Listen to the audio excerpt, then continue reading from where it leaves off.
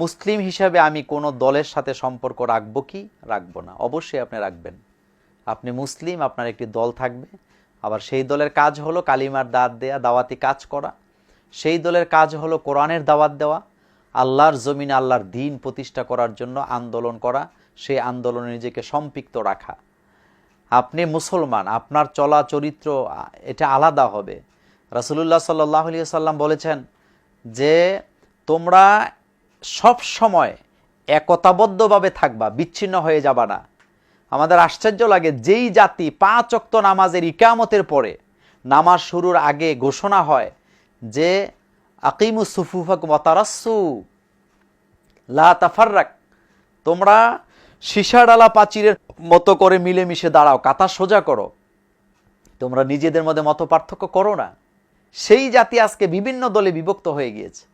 হ্যাঁ, দল একটা থাকতেই হবে, যেই দল মানুষের কল্যাণে কাজ করে, দাওয়াতি কাজ করবে। আল্লাহ পাক কোরআনুল কারীমে বলছেন উখরিজাত লিন-নাস, তোমাদেরকে মানুষের মধ্য থেকে আমি একটি গ্রুপকে বাছাই করেছি। কেন করেছি? সেটি করেছি তা'মুরুনা বিল মা'রুফ ওয়া তানহাউনা আনিল মুনকার, তোমরা ভালো কাজের আদেশ দিবা, খারাপ কাজ বা মন্দ কাজ থেকে মানুষকে ফিরাবা, এটি তোমাদের দায়িত্ব। রাসূলুল্লাহ সাল্লাল্লাহু আলাইহি সাল্লাম বলেছেন মান রাআ মিনকুম মুনকার, তোমাদের মধ্যে কেউ যদি দেখো খারাপ কাজ হচ্ছে, তখন তোমরা বিয়াদিহি, তোমাদের হাত দ্বারা সেটাকে বাধা দাও।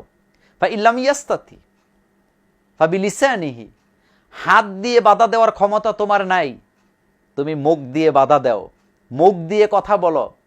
বুখারীর বর্ণনা এসছে যে জাহেল জালেম শাসকের সামনে দাঁড়িয়ে হক কথা বলা সর্বোত্তম জিহাদ। কিন্তু আজকের এই ময়দানে আমরা অনেকে ভুলে গিয়েছি। আলেম ওলামাদের একটা কাউল আছে, ফামান সাকাতা আনিল হক ফাহুয়া শায়তান আখরাস, যারা হক কথা বলে না যে সমস্ত আলেম ওলামারা, তারা হলো বোবা শয়তান।